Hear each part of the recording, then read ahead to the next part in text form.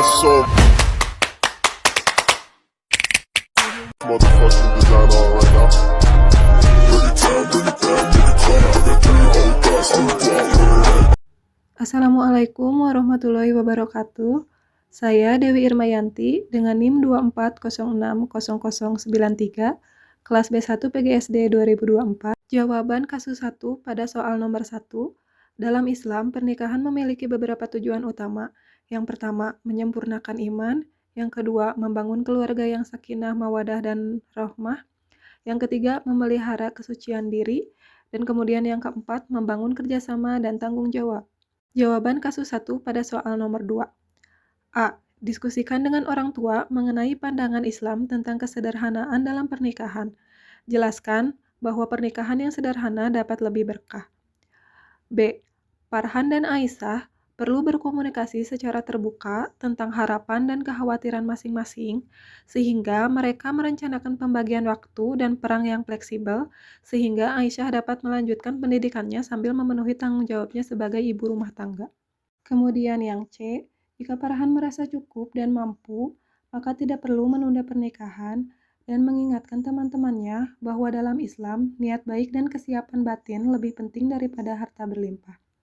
Kemudian yang poin D, yang pertama spiritual, dengan memperkuat ibadah bersama seperti sholat berjamaah dan membaca Al-Quran untuk mendekatkan diri kepada Allah Subhanahu wa Ta'ala. Kemudian yang kedua sosial, seperti menjadi pasangan yang saling mendukung dalam komunitas, ikut serta dalam kegiatan sosial positif, dan saling membantu dalam kebaikan.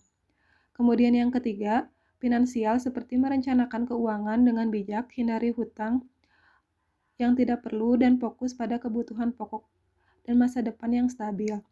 Dengan mengikuti solusi ini, Farhan dan Aisyah dapat membangun rumah tangga yang sesuai dengan ajaran Islam dan mengatasi tantangan yang ada dengan bijaksana.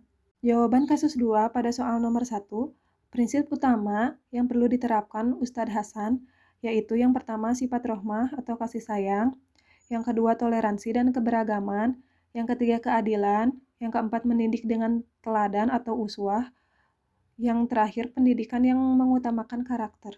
Jawaban kasus 2 pada soal nomor 2. 3 strategi praktis untuk meningkatkan hubungan emosional dengan siswa.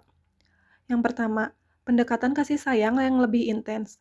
Ustadz Hasan dapat mulai menunjukkan perhatian kepada setiap siswa, mendengarkan keluh kesah mereka dan memberikan dukungan secara emosional. Misalnya, dengan menyapa siswa dengan ramah, memberikan pujian yang membangun, dan menunjukkan empati saat mereka menghadapi kesulitan. Menggunakan pendekatan ini akan mengurangi rasa takut dan meningkatkan kedekatan emosional. Kemudian selanjutnya, ada mengadakan sesi refleksi dan diskusi. Ustadz Hasan bisa menyediakan waktu khusus di akhir pelajaran untuk melakukan refleksi bersama atau diskusi ringan mengenai materi yang telah dipelajari. Dalam sesi ini, siswa bisa lebih terbuka untuk bertanya atau berbagi pendapat tanpa merasa takut salah. Pendekatan ini menciptakan ruang yang aman dan terbuka untuk komunikasi dua arah. Kemudian yang ketiga, ada menerapkan metode pengajaran yang variatif dan menyenangkan. Menciptakan suasana kelas yang menyenangkan dengan menggunakan metode pengajaran yang tidak monoton dan lebih interaktif. Misalnya, menggunakan permainan edukatif, diskusi kelompok, atau studi kasus yang relevan dengan kehidupan siswa. Hal ini dapat membantu siswa merasa lebih nyaman dan terlibat dalam proses pembelajaran. Jawaban kasus 2 pada soal nomor 3. Contoh kegiatan atau metode pembelajaran yang sesuai untuk menciptakan suasana kelas yang kondusif, menyenangkan, dan tetap islami. Yang pertama, ceramah interaktif dengan diskusi. Ustadz Hasan bisa memberikan ceramah singkat tentang nilai-nilai Islam, kemudian mengadakan diskusi kelas untuk menggali pendapat siswa terhadap topik yang dibahas. Sebagai contoh, setelah ceramah mengenai pentingnya toleransi dalam Islam, Ustadz Hasan bisa meminta siswa untuk berbagi pengalaman tentang bagaimana mereka menghadapi perbedaan dalam kehidupan sehari-hari dan apa yang mereka pelajari dari ajaran Islam tentang toleransi. Kemudian, ada simulasi dan role play. Ustadz Hasan dapat menggunakan metode role play untuk mengajarkan siswa tentang akhlak mulia, seperti menghormati orang tua, menjaga persahabatan, atau memaafkan kesalahan orang lain. Dalam kegiatan ini, siswa dapat berperan sebagai orang yang berinteraksi dalam situasi nyata dan coba mempraktikkan nilai-nilai yang diajarkan. Kemudian yang terakhir ada kegiatan amal bersama, mengajak siswa untuk melakukan kegiatan sosial yang bermanfaat, seperti membantu membersihkan lingkungan, mengunjungi panti asuhan, atau berbagi makanan dengan yang membutuhkan. Ini tidak hanya mendidik siswa tentang kepedulian sosial, tetapi juga mengajarkan mereka untuk menerapkan nilai-nilai Islam dalam tindakan nyata. Jawaban soal nomor 3. Yang pertama, Islam yang rahmatan lil alamin atau rahmat bagi seluruh alam adalah konsep yang menggambarkan sifat Islam sebagai agama yang membawa kebaikan dan kedamaian tidak hanya bagi umat manusia, tetapi juga untuk seluruh makhluk hidup di dunia ini.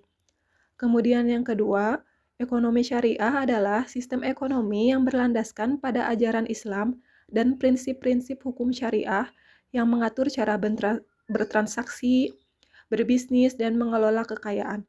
Kemudian yang ketiga, ada pernikahan dalam Islam adalah suatu hubungan ikatan suci yang sakral antara seorang pria dan wanita dengan penuh tanggung jawab dan saling mendukung untuk menjalani kehidupan yang penuh berkah dan ibadah yang bertujuan mulia untuk menciptakan keluarga yang harmonis dan penuh berkah dalam meraih keridhaan Allah Subhanahu wa taala. Terima kasih. Wassalamualaikum warahmatullahi wabarakatuh.